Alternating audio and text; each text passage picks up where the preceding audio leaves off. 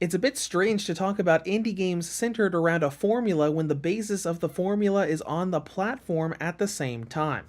I really enjoy going back to and replaying the Mega Man inspired indie title Metagal on my Switch, despite my Switch also having access to the original Mega Man, Mega Man X, Zero, and ZX franchises.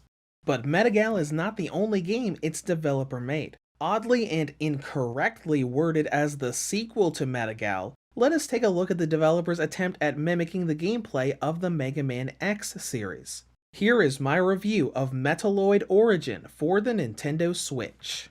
Before getting started with the plot, I mentioned just a moment ago that the developers incorrectly referred to this game as the sequel to Metagal. You can see that claim on a lot of different official pages for Metaloid Origin. However, Metaloid does not take place in the same world or universe as Metagal. The developers themselves have confirmed this via the game's Steam discussion boards. The story of Metaloid Origin is about an alien planet run by mechanical beings. After a mining agreement with the Lucian Company leads to strange attacks on citizens, a special task force called the Predators is sent out to investigate, mostly on rumors that these disturbances are the fault of the Lucian Company. And that is about it. We do get various dialogue about the relationship between the Predators and another robot named Aeon that shows up throughout the story, but it is pretty simple and basic overall. Though the story does have some rough time with wording and grammar. Many of the dialogue sequences between the player and each boss is missing words and all around very basic and unedited in nature. When it comes to gameplay, Metaloid Origin is a 2D run-and-gun platformer. As you go through each stage, you will be dashing and jumping around platforms and shooting down enemies and bosses. Now, as you can easily tell, this game got inspiration from not only the Mega Man franchise, but the Mega Man X series. Some of the enemies mirror ones that appeared in Mega Man X, and many other ideas were utilized here as well. From walls that you can hang from to robotic mech suits you can dive into and move around the levels with, there is definitely a lot of Mega Man X in Metaloid Origin. Before diving into the nitty-gritty of progression, Metaloid features 3 playable characters, each with their own unique abilities and upgrades. They've got a decent bit of variety with shooting at different angles and speeds, though you cannot swap between them in the middle of your game. You choose one at the beginning, and that is who you use from start to finish. Now getting onto main progression, it is very much the Mega Man formula. You've got a set of levels you play through, each ending in a boss based on the environment and area.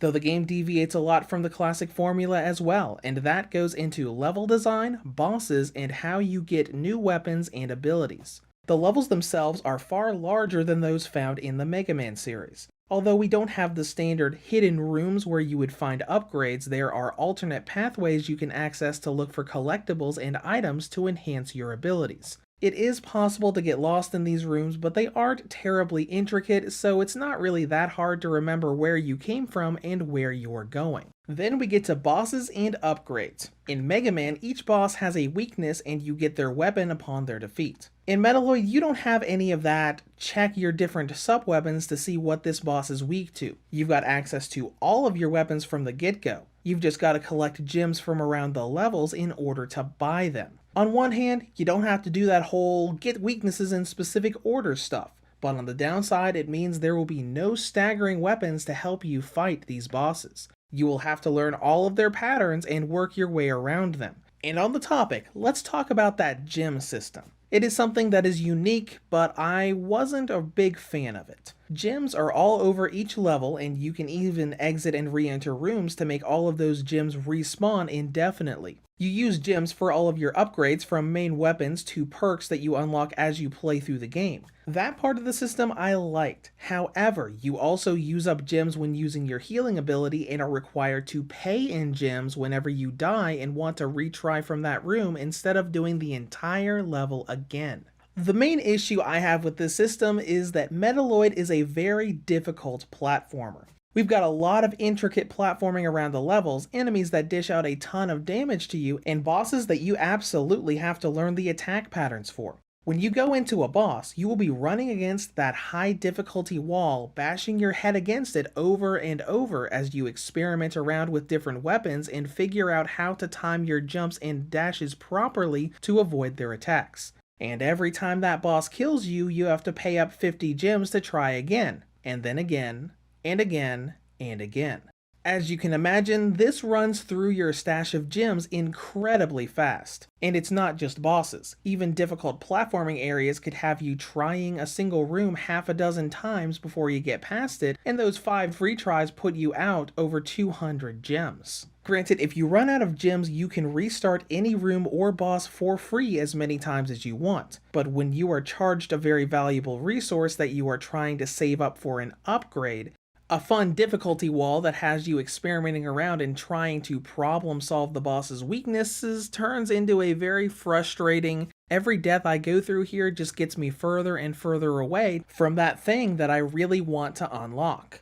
Now, as all of this comes together, we do get a decent amount of content and length here. Metaloid Origin has a price of $7, and I cleared it with my first character after playing for around 6 hours. That's about twice as much time as I spent on my first run through Metagal. There's not really a whole lot of replay value outside of doing the same stages and bosses with the other 2 characters. And the campaign is entirely the same between all 3. You don't have that fun little option to have a boss fight with the player character in the post-game or replays like Metagal had. But even with that in mind, 6 hours for $7 is a really nice deal. Next up is presentation, with this game based around the Genesis-style graphics, giving it that same retro look that Metagal had.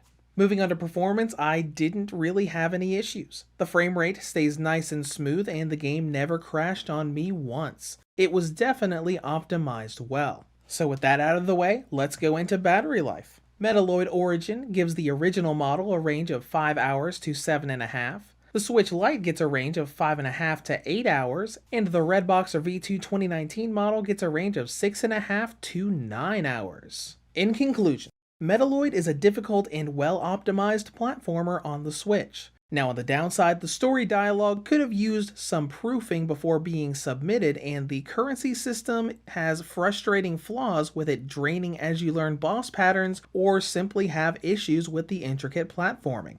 Though anyone wanting to find a difficult run into a wall until you figure out boss patterns platformer for less than $10 who is willing to do gem grinding every so often may want to look into this one. It's a little frustrating, but it's a solid game. Reviews to go rates Metaloid Origin for the Nintendo Switch an 8 out of 10.